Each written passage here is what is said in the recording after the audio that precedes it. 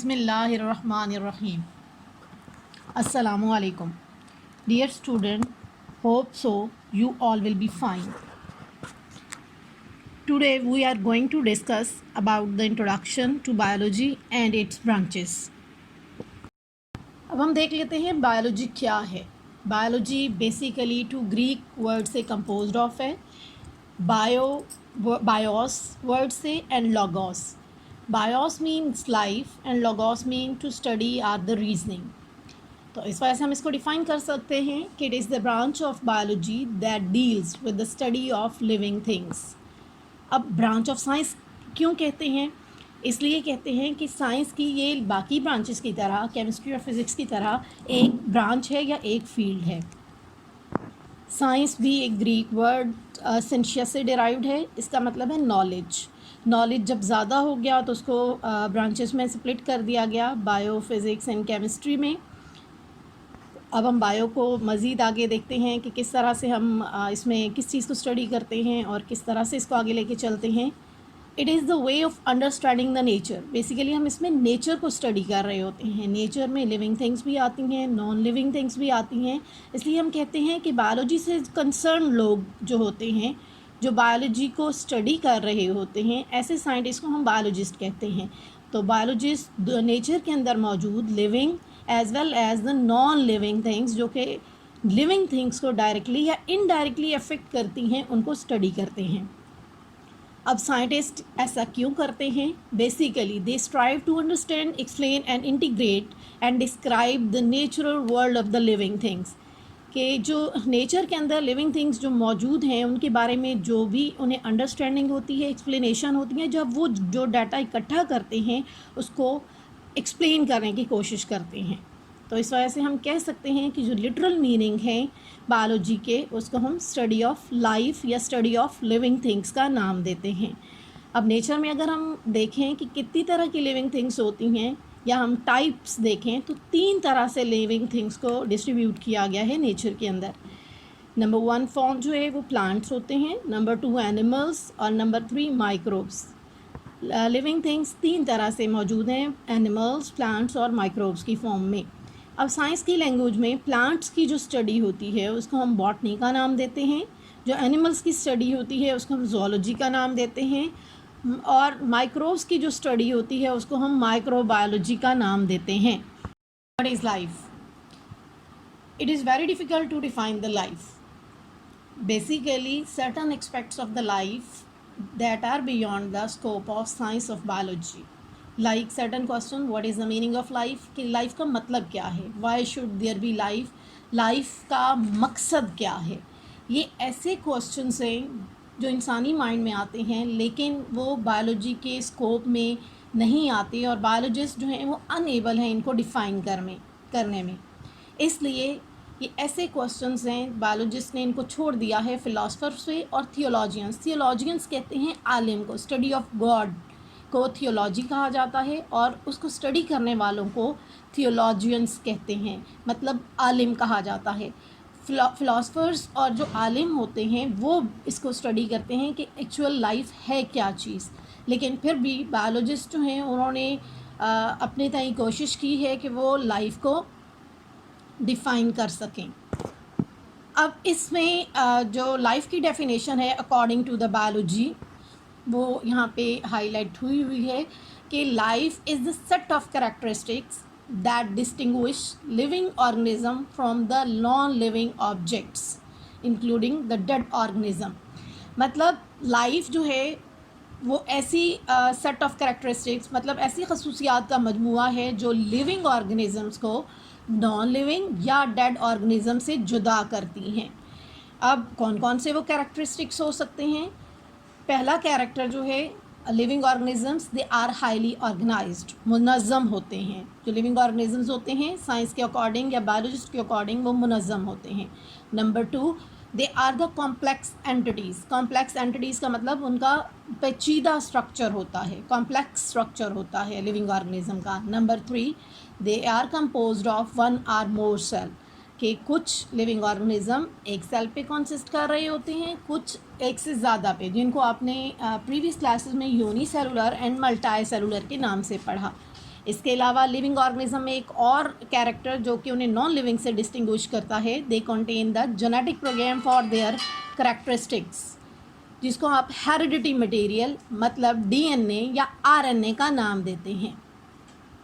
Next जो है, they can acquire and use the energy mean nutrition nourishment, कि वो अपनी लाइफ की जो वर्किंग है उसको कंटिन्यू करने के लिए एनर्जी लेते भी हैं और उसको यूटिलाइज भी करते हैं। इसके अलावा they can carry out and the control numerous chemical reactions, bio की लैंग्वेज में हम इसको मेटाबॉलिज्म का नाम देते हैं कि बॉडी के अंदर रिएक्शंस हो रहे होते हैं, कुछ में रिएक्टेंट्स जो हैं वो ब्रेक डाउन कर रहे होते हैं और कुछ में क्या होता है कंपोज्ड ऑफ हो रहे होते हैं, जिसको आप कैटाबॉलिज्म और एनाबॉलिज्म का नाम भी देते हैं। इसके अलावा एक और प्रॉपर्टी वो ये है लिविंग ऑर्गेनिज्म की, they can grow in size, कि उनके साइज़ में इजाफा होता है, जिसको हम बायो की लैंग्वेज में ग्रोथ का नाम भी देते हैं। देन आ जाता है maintain a fairly constant internal environment, कि वो अपने बॉडी के इंटरनल इन्वायरमेंट को चेंज नहीं होने देते, जिसको आपने होम्योस्टेसिस का नाम आप दे भी सकते हैं और आपने शायद पढ़ा भी हो प्रीवियस क्लास में। इसके साथ साथ एक और character, they have ability to produce offsprings of their owns, मतलब कि उनके अंदर रिप्रोडक्शन का प्रोसेस होता है जिससे वो अपनी नस्ल को जारी रखते हैं।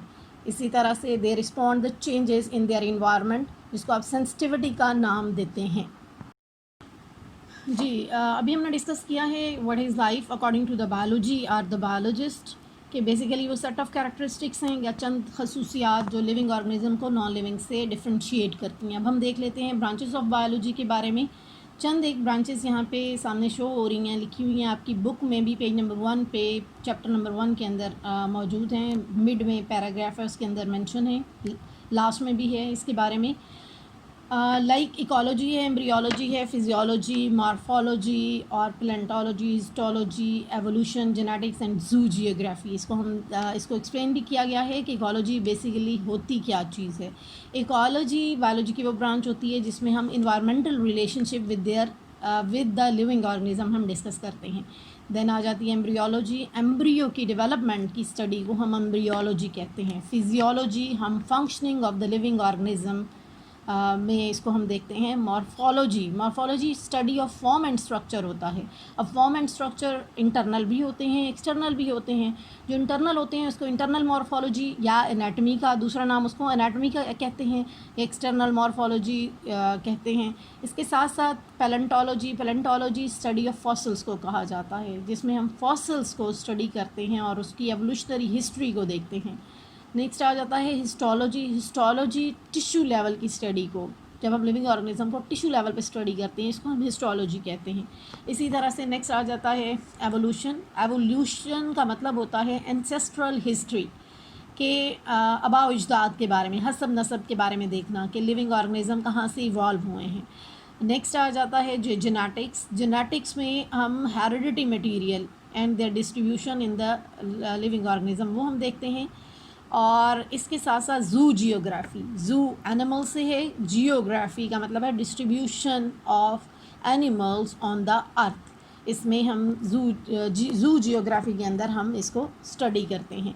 इसके साथ साथ चंद एक ये तो प्रीवियस हमने थोड़ी सी रिकॉग्नाइज़ किया या उसको रिवाइज़ किया जो आपने प्रीवियस डिस्कस की हुई हैं या पढ़ी हुई हैं या स्टडी की हुई हैं।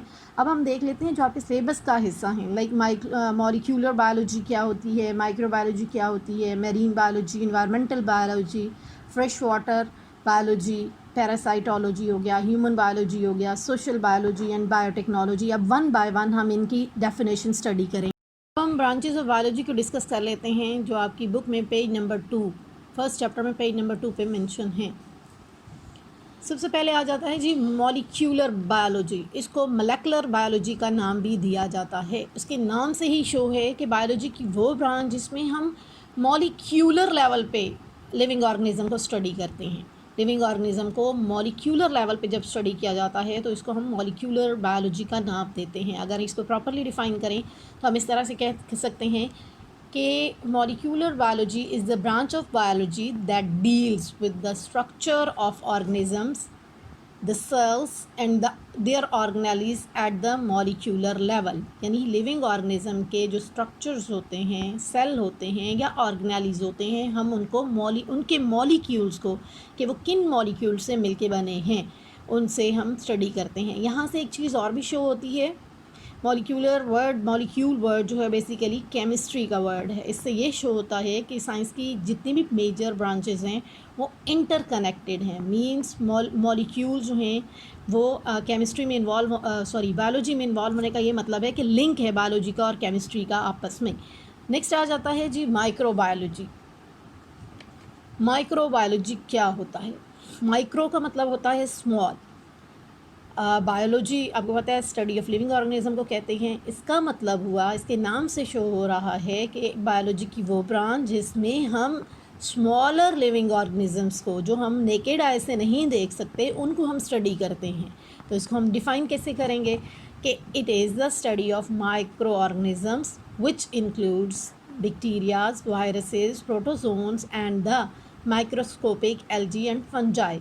यानी जो चीज़ हम नेकेड आई से नहीं देख सकते, with the help of microscope देखते हैं, उन चीज़ों की हैं तो वो लिविंग, उन चीज़ों की स्टडी को हम माइक्रोबायोलॉजी कहते हैं। एक नीचे माइक्रोब बना हुआ है इस डायग्राम के, इस स्लाइड के बिल्कुल एग्जैक्टली नीचे एक डायग्राम बनी हुई है माइक्रोब की। नेक्स्ट आ जाता है environmental biology. Environmental biology ecology भी कहलाती है। इकोलॉजी क्या होता है या इन्वायरमेंटल बायोलॉजी क्या होता है? इन्वायरमेंटल बायोलॉजी का मतलब है कि लिविंग ऑर्गेनिजम्स का हम इन्वायरमेंट पे इफ़ेक्ट और इन्वायरमेंट का इफ़ेक्ट लिविंग ऑर्गेनिजम्स पे हम देखते हैं।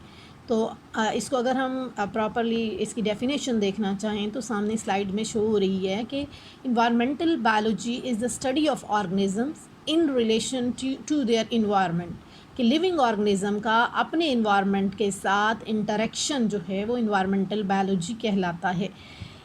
और this includes the interaction between the organism and their inorganic and organic environment, के लिविंग ऑर्गेनिज्म के ऊपर क्या इम्पैक्ट होता है जो इन्वायरमेंट के अंदर मौजूद इनऑर्गेनिक या ऑर्गेनिक कंपोनेंट्स हैं, specially as it relates to the human activities. मतलब इंसान के ऊपर, स्पेशली लिविंग ऑर्गेनिज्म में यहाँ पे इन्वायरमेंटल बायोलॉजी जो है वो फोकस ह्यूमन बीइंग्स को किया गया है कि लिविंग ऑर्गेनिज्म में ह्यूमन बीइंग्स का अपने इन्वायरमेंट के साथ क्या इंटरेक्शन होता है या उसका क्या इम्पैक्ट या इफ़ेक्ट होता है। ब्रांचेस ऑफ बायोलॉजी में नेक्स्ट हम जो ब्रांचेस पढ़ने जा रहे हैं, फ्रेश वाटर बायोलॉजी है, मेरीन बायोलॉजी है एंड पैरासाइटोलॉजी है। फ्रेश वाटर बायोलॉजी में हम पहले ये देख लेते हैं कि फ़्रेश वाटर और मेरीन वाटर होता क्या है। जो रिवर और लेक्स का वाटर होता है उस वाटर को हम फ्रेश वाटर कहते हैं, जबकि सी एंड ओशंस का जो वाटर होता है उसको हम मेरीन वाटर कहते हैं। हमें बड़े अच्छे तरीके से पता है कि रिवर और लेक्स का पानी मीठा होता है, जबकि समंदरों का या ओशंस का और सी का जो पानी होता है वो नमकीन होता है। अब रीज़न क्या है? रीज़न ये है कि फ़्रेश वाटर मीठा क्यों होता है और मेरीन वाटर नमकीन क्यों होता है। फ़्रेश वाटर के अंदर सॉल्ट्स की, या जिसको आप सोल्यूट्स कहते हैं, उनकी कंसनट्रेशन कम होती है, जबकि मेरीन वाटर के अंदर सॉल्ट्स की या सोल्यूट्स की कंसनट्रेशन ज़्यादा होती है। तो ऑटोमेटिकली उसमें जो फ्रेश वाटर के अंदर जो लिविंग ऑर्गेनिजम्स यानी फ़िश वगैरह पाई जाएगी, उसकी कॉम्पोजिशन या उसकी फ़िज़िकल और केमिकल प्रॉपर्टीज़ डिफरेंट होगी अकॉर्डिंग टू देयर इन्वायरमेंट होंगी। इसी तरह से जो मैरीन वाटर के अंदर पाए जाने वाले लिविंग ऑर्गेनिजम्स हैं उनकी फ़िज़िकल एंड केमिकल प्रॉपर्टीज़ या कैरेक्टरिस्टिक्स जो हैं वो अकॉर्डिंग टू देयर इन्वायरमेंट होंगी। अब हम इनको प्रॉपरली डिफ़ाइन कर लेते हैं। ये तो जस्ट मैंने आपको इंट्रोडक्शन दिया ना कि फ़्रेश वाटर और मेरीन वाटर में डिफरेंस क्या है, तो इसके हवाले से हम डिफ़ाइन कर लेते हैं कि फ़्रेश वाटर बायोलॉजी किसे कहते हैं और मेरीन वाटर बायोलॉजी किसे कहा जाता है। तो पहले आते हैं फ़्रेश वाटर बायोलॉजी की तरफ, कि branch of biology that deals with the organisms living in the fresh bodies, कि ऐसे जानदार जो कि फ़्रेश वाटर के अंदर पाए जाएं। आगे देखें लिखा हुआ है that is the river and the lakes. Fresh water क्या, उसकी बेस्ट एग्जांपल क्या है? रिवर और लेक्स हैं। कैसे जानदार जो कि रिवर्स के अंदर और लेक्स के अंदर पाए जाएं, उनको स्टडी करना। And the physical and chemical parameters of these water bodies, मतलब रिवर की और लेक्स की फ़िज़िकल और केमिकल प्रॉपर्टीज़ को स्टडी करना क्या कहलाता है? फ़्रेश वाटर बायोलॉजी कहलाता है। अब इसी तरह नीचे देखें डायग्राम में फ्रेश वाटर को, रिवर को दिखाने की कोशिश की गई है। नेक्स्ट आ जाएं जी मैरीन बायोलॉजी। इसको हम कैसे डिफ़ाइन करेंगे? This is the study of life in seas and ocean, कि सीज एंड ओशन या मैरीन लाइफ के अंदर जो लिविंग ऑर्गेनिज्म पाए जाएं उनको स्टडी करना, और इसके साथ साथ this includes the study of the marine life and the physical and chemical characteristics of the sea acting as a factor for marine life, कि मतलब इनके भी ये जो मैरीन होते हैं, जिनमें एग्जांपल मैंने सी और ओशन की दी है, इनके फिज़िकल और केमिकल पैरामीटर्स को स्टडी करना, और इनके अंदर मौजूद जो लिविंग ऑर्गेनिजम्स होते हैं उनकी फ़िज़िकल एंड केमिकल पैरामीटर्स को स्टडी करना, जिस ब्रांच के अंडर आता है उसको मैरीन बायोलॉजी का नाम देते हैं। नेक्स्ट आ जाता है जी पैरासाइटोलॉजी। पैरासाइट से है कि पैरासाइट्स की स्टडी करने को हम क्या नाम देते हैं? पैरासाइटोलॉजी का नाम देते हैं। अब पैरासाइट्स होते क्या हैं? ऐसे लिविंग ऑर्गेनिजम्स होते हैं जो दूसरे लिविंग ऑर्गेनिजम्स पे डिपेंड करते हैं for their food. For example आप लाइस की बेस्ट एग्जांपल इसमें ले सकते हैं। जुएँ जो होती हैं, टिक्स एंड माइट्स होते हैं, ये जुएँ इंसानों और जानवरों से अपनी खुराक लेते हैं, ख़ुद भी जानदार होते हैं, लेकिन ये दूसरे ज़िंदा जानदारों पे क्या करते हैं? अपनी फूड के लिए डिपेंड करते हैं, उनको हम पैरासाइट्स कहते हैं। तो अब इसको हम डिफ़ाइन कर लेते हैं कि पैरासाइटोलॉजी होती क्या है। तो वो ब्रांच ऑफ बायोलॉजी जिसमें हम पैरासाइट्स को स्टडी करते हैं, उनका स्ट्रक्चर देखते हैं, उनका मोड ऑफ ट्रांसमिशन देखते हैं, उनकी लाइफ हिस्ट्री के बारे में देखते हैं, होस्ट और पैरासाइट का रिलेशनशिप देखते हैं। इस सारी चीज़ को जब हम स्टडी करते हैं और जिस ब्रांच में स्टडी करते हैं, बायोलॉजी की जिस ब्रांच में हम स्टडी करते हैं उसको पैरासाइटोलॉजी कहते हैं। तो अब हम इसको अगर इसकी डेफिनेशन देखें तो स्लाइड में मेंशन है कि branch of biology which deals with the study of parasites, their structure, mode of transmission, their life history and host parasite relationship, it is called as parasitology. Parasites चंद एक diagrams में नीचे show हुई हैं parasites की जी। Next branch जो हम पढ़ने जा रहे हैं वो है human biology, social biology and biotechnology. अब ह्यूमन बायोलॉजी क्या होता है?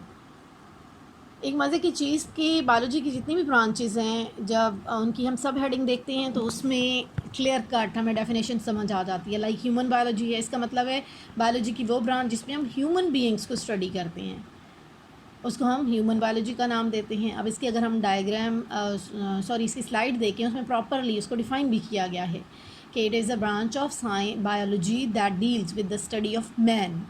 और मैन को किस किस लेवल पे स्टडी किया जाता है? This includes form and structure. Form and structure किसको कहते हैं? मीन्स मॉर्फोलॉजी को, कि ब्रांच ऑफ वो ब्रांच बायोलॉजी की जिसमें हम ह्यूमन को स्टडी करते हैं और ह्यूमन बीइंग की किस किस लेवल पे स्टडी की जाती है। सबसे पहले उसकी मॉर्फोलॉजी देखी जाती है, फॉर्म एंड स्ट्रक्चर देखा जाता है। अब फॉर्म एंड स्ट्रक्चर दो तरह का आपने पढ़ा, एक्सटर्नल भी होता है, इंटरनल भी होता है। एक को एक्सटर्नल मॉर्फोलॉजी, दूसरे को इंटरनल मॉर्फोलॉजी या एनाटमी कहते हैं। तो इसी तरह से नेक्स्ट जो है हम इस क्या स्टडी करते हैं? फंक्शंस को स्टडी करते हैं, मीन्स फिजियोलॉजी को स्टडी किया जाता है। हिस्टोलॉजी मीन टिश्यू लेवल पे ह्यूमन बीइंग्स की स्टडी की जाती है। देन एनाटमी, अभी मैंने कहा इंटरनल मॉर्फोलॉजी एनाटमी को कहते हैं, इंटरनल मॉर्फोलॉजी या एनाटमी कहा जाता है। इसी तरह से एवोल्यूशन देखी जाती है कि ह्यूमन कैसे इवॉल्व हुआ। साइंस ये कहती है कि ह्यूमन बीइंग्स जो हैं वो बंदरों और चिंपैंजी से इवॉल्व हुए हैं, उनकी पहले टेल होती थी। ये एवोल्यूशन इसमें स्टडी की जाती है। इसके अलावा इसकी जेनेटिक स्टडी की जाती है, मीन्स किस तरह का हेरिडिटी मटीरियल ह्यूमन बीइंग्स के अंदर पाया जाता है। नेक्स्ट आ जाता है सेल बायोलॉजी, कि हम ह्यूमन बीइंग्स को ये सेल को देखते हैं कि लिविंग ऑर्गेनिज्म में किस तरह के सेल्स जो हैं पाए जाते हैं। देन इकोलॉजिकल स्टडीज़, मतलब इन्वायरमेंट के साथ ह्यूमन बीइंग्स का रिलेशनशिप देखा जाता है। अब ये जर्नल मैंने आपको बता दिया। अगर इसकी हम प्रॉपर डेफिनेशन देखें तो लिखी हुई है कि deals with the study of man, this includes form and structure, function, histology, anatomy, morphology, evolution, genetic, cell biology and ecological studies of human beings. Next आ जाता है जी सोशल बायोलॉजी। सोशल बायोलॉजी क्या है?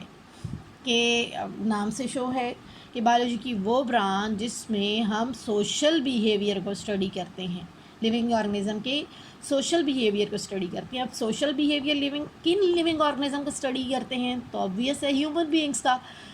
जिस ब्रांच में human being का social behaviour study किया जाता है इसको सोशल बायोलॉजी का नाम देते हैं। डेफिनेशन में मेंशन है कि branch of biology which deals with the study of social behaviour and communal life of human beings. Communal life, community की लाइफ, मतलब अपने सराउंडिंग के साथ दोस्ताना रवैये या सलूक को जो है वो सोशल कम्युनल लाइफ का नाम दिया जाता है। वो इंसानों का देखा जाता है या जिस ब्रांच में स्टडी किया जाता है उसको सोशल बायोलॉजी कहते हैं। नेक्स्ट आ जाता है जी very important and latest branch of the biology, that is called as biotechnology. Biotechnology में क्या किया जाता है? बायोटेक्नोलॉजी में जो लिविंग ऑर्गेनिजम्स को यूज़ किया जाता है for the welfare of human beings, यानी इंसान की फलाह बहबूद के लिए और इंसान की खिदमत के लिए, इंसानियत की खिदमत के लिए लिविंग ऑर्गेनिजम्स का इस्तेमाल किया जाता है। इसको बायोटेक्नोलॉजी का नाम देते हैं। डेफिनेशन भी आपके सामने है कि basically biotechnology is the branch of biology that deals with the use of living organism systems and the processes in manufacturing and the service industries। के इंसानी खिदमत के लिए हम लिविंग ऑर्गेनिजम्स को, उनके सिस्टम को और प्रोसेसेस को इस्तेमाल करते हैं। अच्छा, अब इसमें बेस्ट एग्जांपल क्या हो सकती है? इसमें बेस्ट एग्जांपल बायोटेक्नोलॉजी में आप इंसुलिन की ले सकते हैं। देखें, डायबिटिक पेशेंट्स के बारे में आपने सुना होगा। शुगर के मरीज़ जो होते हैं उनमें क्या होता है, शुगर ब्लड स्ट्रीम के अंदर या ब्लड के अंदर क्या होता है, ग्लूकोज का लेवल बढ़ जाता है। अब वो क्यों बढ़ जाता है? नॉर्मल ह्यूमन बीइंग्स में तो नहीं बढ़ता, शुगर के पेशेंट्स में क्यों बढ़ जाता है? अल्लाह ताला ने हमारी बॉडी के अंदर केमिकल्स रखे हैं जिसको हम इंसुलिन का नाम देते हैं। इंसुलिन क्या करता है? रेगुलेट करता है, बैलेंस करता है शुगर के लेवल को। लेकिन डायबिटिक पेशेंट के अंदर क्या होता है, इंसुलिन का लेवल कम हो जाता है जिसकी वजह से ग्लूकोज एब्जॉर्प्शन कम हो जाती है और ग्लूकोज ब्लड के अंदर ज़्यादा शो होना शुरू हो जाता है और ये कंडीशन आ जाती है। अब इसको ट्रीट करने के लिए क्या किया जाता है? इसको ट्रीट करने के लिए हमें बाहर से या जो सिंथेटिक इंसुलिन होती है वो देनी पड़ती है। मार्केट में ह्यूमलिन के नाम से भी दस्तयाब है और लोग जो है वो इंजेक्शन लेते हैं इंसुलिन का। अब वो इंसुलिन कहाँ से आती है? वो इंसुलिन लैब के अंदर या इंडस्ट्रियल लेवल पे के अंदर के ऊपर प्रिपेयर की जाती है with the help of biotechnology. इसमें हम यूज़ क्या करते हैं? बैक्टीरियाज़ का यूज़ करते हैं। बैक्टीरिया, जेनेटिक इंजीनियरिंग आपने पढ़ा होगा, उसमें एक टेक्निक है। उसमें क्या किया जाता है, ऐसा जीन लिया जाता है जो कि इंसुलिन बनाने के लिए रिस्पॉन्सिबल होता है। इंसान में से लिया जाता है वो जीन जो कि इंसुलिन बनाने के लिए रिस्पॉन्सिबल होता है, उसको लेके बैक्टीरिया के अंदर इनकॉर्पोरेट करते हैं। अब बैक्टीरिया जैसे जैसे ग्रो करेगा उसकी रिप्रोडक्शन होगी, साथ साथ इंसुलिन भी प्रोड्यूस होगी। वहाँ से एक्सट्रैक्ट करके फिर उसको क्या कर दिया जाता है, मेडिसिन की फॉर्म में मार्केट में लाया जाता है। इसमें देखें इन्वॉल्वमेंट हो गई ना, ह्यूमन बीइंग की भी हो गई, माइक्रोब्स की भी हो गई कि ह्यूमन बीइंग से वो जीन लिया गया, बैक्टीरिया के अंदर डाला गया, मतलब लिविंग ऑर्गेनिज्म का इस्तेमाल किया गया है for the welfare of human beings. इसको हम बायोटेक्नोलॉजी कहते हैं। Thank you so much students. उम्मीद है आपको समझ आ गई होगी इस टॉपिक के बारे में। अगर इसको डिटेल से सुने और उसके बाद अगर आपकी कोई क्यूरीज़ हैं तो आप मुझे सेंड कर सकती हैं। आपको इंशाल्लाह आंसर मिलेगा उस चीज़ का। इंशाल्लाह नेक्स्ट लेक्चर में आपसे मुलाकात होती है। अल्लाह हाफिज़।